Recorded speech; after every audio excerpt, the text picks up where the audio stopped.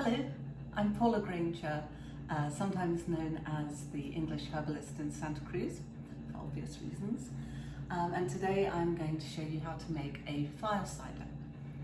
Fire cider is a preparation of vinegar, apple cider vinegar in this instance, as you can tell from the name, which is infused with a number of different herbs and spices to create a fiery, hot, knock your socks off, delicious infused vinegar that you can use throughout the winter time.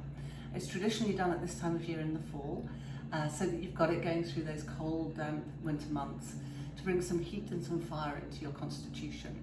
And traditionally that's seen as boosting your immune system and also giving you a greater level of warmth in the body, which can protect against winter colds and viruses and so forth. So as I said, it's a traditional thing done in the fall. Fire cider was popularised, it's very, very old and traditional idea, but it was popularised by a herbalist called Rosemary Gladstar, who's very well known, and this recipe is sort of based on her somewhat. As I say, this has been done for a very long time. Different vinegars would have been infused with these kind of hot winter herbs, particularly in Northern Europe, and that's why I think apple cider vinegar is particularly appropriate, because there wouldn't really have been grapes in Northern Europe to get you through those cold winter months. And I think we're going to have a bit of a winter this year, so I'm going to be making lots of this. So what are we going to use? So we'll start with our vinegar, and as I said, I like apple cider vinegar. It's got its own medicinal qualities. It is it's high in kind of good bacteria. It's a fermented product, naturally fermented, or should be if you get the right one. It also has an ability, a lot of people find it can kind of balance acidity in their digestive system, surprisingly, and support good digestion, also help you to metabolize your food, and it can help with kind of achy joints and things as well. So I like this one, which is Bragg, but whichever one you get, just make sure it has this with the mother or raw, unfiltered, live. This is living. It's got that, if you can, you probably can't see, but there's a murkiness in the bottom. That's actually the fermented, the mother, the kind of fermenting body, like a kombucha, SCOBY or something like that in the bottom there. So I've got a bottle of that size, which is 32 ounces.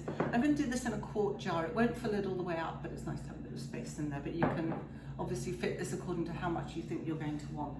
And it's one of those recipes where you really don't need to be particularly precious about the quantities. Put what you've got in there, make it according to your own taste as well, in terms of quite how fiery and hot it is, and who's going to be taking it. So I've got the basic ingredients here that I like to use, many of which are very traditional to go in it. First one is ginger. Love ginger. This is kind of a hand of ginger, and I'll use about this much. Don't bother to peel it, I'll just grate it and in it will go. Ginger obviously is fiery, pungent, heating. It brings that warmth to the body. It's kind of central heating. It brings heat into the center of the body. So it's a really nice sort of warming herb. And it also is very supportive of the digestive system. You know, and if you think about it, a lot of your immunity is to do with the function of your digestion. So anything that helps support that is really useful. So I've got a lovely hand of ginger, and I should say everything I use is organic. I wouldn't use non-organic, and if I was forced to, I would then peel it, because you don't know what's on the surface. But you know, this is pretty thin-skinned, and I'm going to strain it out anyway, so I'm comfortable with that. I will need to peel this. This is garlic.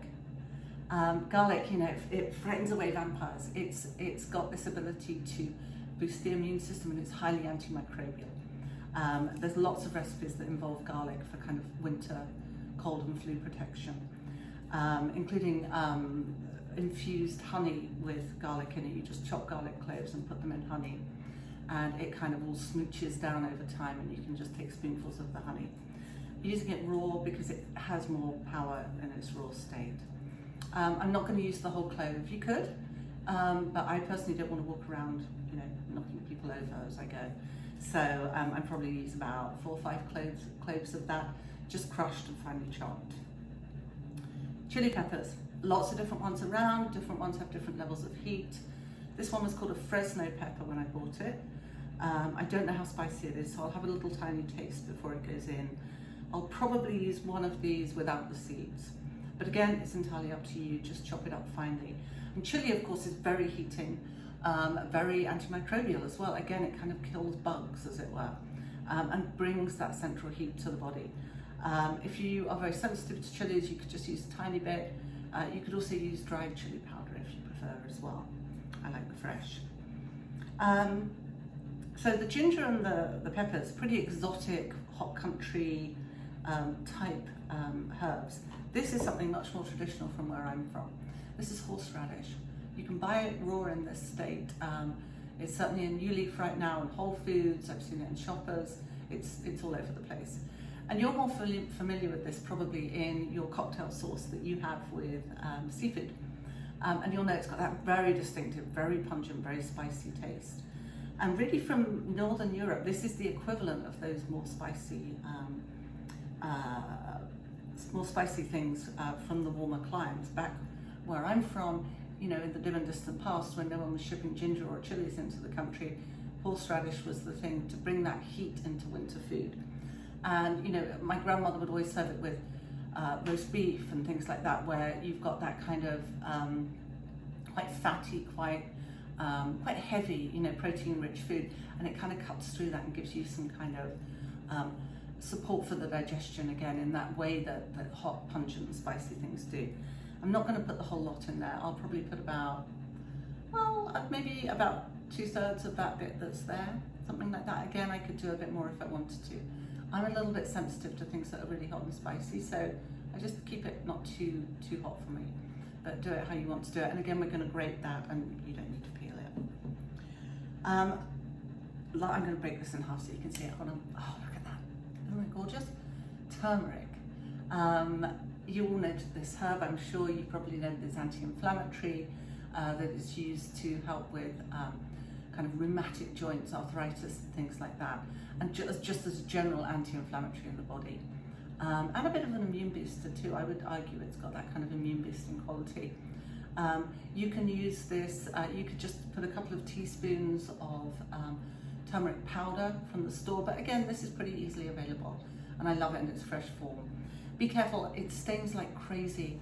I've got a white worktop here. If I kind of grated some and spilled it on there, I would have a big yellow stain. Likewise with my clothes. So just be a little bit aware of that when you're working with it. And once you've strained out the fire cider as well. I'm going to put that little root. It's technically not a root, but they call it a root, so I'm going to use that much of it. Onion. Loads of tradition again around using onions as a booster for the immune system and to fight off colds and flu. There's a very old traditional remedy in England where you chop up an onion and put it inside your socks to ward off a cold. Again, that idea of heating the body. I'll use about half an onion, just peeled, chopped, fairly small, and stuck into my jar as well. Again, you can make an onion honey just by chopping the onion up and soaking it in honey, and it will again soften, and you can have spoonfuls of that on its own or stirred into hot water, and you could add honey, lemon, ginger, whatever. But one of the beauties about the fire cider is it's very easy to use. You could obviously put it onto salad dressings. The way I like to use it is just a teaspoon or two in some hot water first thing in the morning, and I really find that wakes me up for the day, and there's a lot of benefits to taking apple cider vinegar first thing in the morning. And when you add in all these fabulous herbs, then you've really got something that's a great start to your day. One more ingredient I'm adding, and that is elderberries. I'm sure you may have heard, if you've got an interest in herbs and things, about the antiviral benefits of elderberry. There's a lot of research that supports that idea. I love elderberries. A bit later in the season for them to be fresh, and we don't get a lot of them growing around here anyway because it's a bit dry. They like to be in a wetter climate really. But these are dried elderberries, and I'm going to put 2 tablespoons full of those in there as well, just to give it that little antiviral boost. So my last ingredient is honey. Now, I personally don't bother to do this for the most part, but traditionally what is done is once you've finished your fire cider, and I'll tell you how to do that in a moment, you gently warm it and you add in some honey to taste. Obviously it makes it sweeter, It kind of actually makes what we call an oxymel, which is the vinegar, and mel, which is the honey, a combination of honey and vinegar, which is a very traditional way of preparing herbs. Honey has its own medicinal uses, of course. You know, it's very soothing to the throat. It's highly antimicrobial again. It can help prevent against seasonal allergies, and this one was actually from some friends of mine literally just down the road. So very, very local honey indeed. So yeah, if you want to at the end, once you've strained it out, you can warm it a little bit and then stir in some honey. Don't warm it too much, because a lot of these pungent oils in these fruit, herbs and spices can be lost if you overheat it. So just a very gentle warming is how you would do that. So there's my ingredients. I'm not going to bore you by having you sit there and watch me grating them. But yeah, I'm going to chop the onion. I'm going to grate 1 piece of the turmeric. I'm going to grate about 2/3 of this piece of horseradish. I'm going to discard the seeds, and finally chop this chili pepper, 5 cloves of garlic, crushed and chopped, peeled, crushed and chopped. And I'm probably going to go for the whole hand of ginger, because I love ginger and I think it's just the most wonderful immune booster and herb to just get everything going on a cold winter's day. And then I've got 2 tablespoons full of my elderberries and a good old bottle of apple cider vinegar. So yes, by the magic of video, I'm going to move that out of the way and show you what I prepared yesterday. So all I did here was chop up the herbs and spices as described, and then pour my apple cider vinegar over. And once I've done that, lid on tightly and just give it an inversion like that. If you'd seen this when I did this, and I did this yesterday afternoon because I actually tried to make the video again and my phone went strange, you would have seen that a lot of it was kind of floating up the top here. And that's because things like the dried elderberries were dry. So they were floating, but overnight they've absorbed a lot of the apple cider vinegar and they're starting to sink down.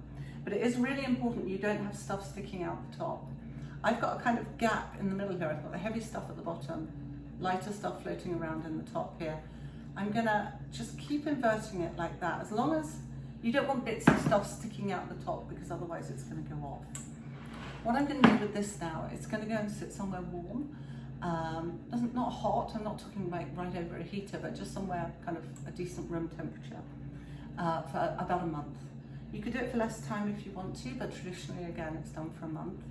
And that means you'll be kind of bottling this up, you know, over the holiday season, and it makes a lovely gift as well for people, which is one of the things we're talking about today. So I'll label it, because I label everything, and you think you'll remember what things are and you won't. So I'll label it, leave it for a month, every day, and I'll put it somewhere where I walk past it a lot, because that way every time I go past, I'm not shaking it, I'm just giving it a gentle inversion, just to mix everything up and to help it macerate more effectively. After a month, I'm going to get a large measuring cup. You could use any bowl or whatever you've got, but wide-mouthed, and a sieve, a couple of layers of cheesecloth, or personally I like to use a nut milk bag because they've got a really fine mesh and they're not absorbent, so they don't actually kind of suck up too much of the liquid on the way. Strain it through, give that a good old squeeze with clean hands to get as much of it as I can out. Then everything in here will go on the compost, or compost, and I will have my apple cider vinegar. It's important to strain it well because it will keep much better if it hasn't got leftover organic material in it. And with that, I'm going to bottle it up. I can store it in the refrigerator if I want it to keep for a really long time, but as long as it's well strained, it keeps pretty well not in the refrigerator, and you just kind of use it up this winter, which you will. Bottle it, and at that point it's better to store it in a cool, dark place if possible, because that will make it preserve for longer. And in terms of dosage, as I say, I prefer a teaspoon a day. I know people who will have a little shot glass of it. Personally, I find that's a little bit much. Also, bear in mind it's vinegar, so like fruit juice, for example, it's highly acidic, so it's not great for your teeth if you're not careful. So the way to get around that is to have your little bit of apple cider vinegar. Mine is in a cup of hot water. So apple cider vinegar, hot water, slice of lemon if you want to be fancy, and just drink that every morning. But if you want to, either way really, to protect your teeth, I remember that acid will slightly weaken the enamel temporarily. So you don't want to take that and then immediately brush your teeth, because that can damage the enamel. So give it a half hour or so, a little bit of rinse with some water, and then brush away, or brush your teeth half an hour or so beforehand. And you can just, as I say, have that to last you through the winter and hopefully give you a boost. And if you feel like you're going down with something, you can have more doses. So you could have maybe 3 or 4 doses in a day of a similar size, just to try and fight off any colds and flu, because I'm a great believer that heating up the body helps your body to fight off viruses. They can only survive at certain temperatures in the body, so if you heat yourself up, take a hot shower or a hot bath or whatever, have some of this stuff with hot water and really get a little sweat going, and that can really help. Of course, if you are pregnant or nursing, or it's a child, or you are taking any medication, then you should talk to a herbalist or to your doctor first, or another medical professional. So yeah, I really hope you'll have a go at making some fire cider this winter. It's a real joy to make. As you've just seen, it's super simple. You can customize it according to how you want it to taste and make it unique to you. And it makes a really great holiday gift to help keep your friends and family healthy and well through the winter. Thanks.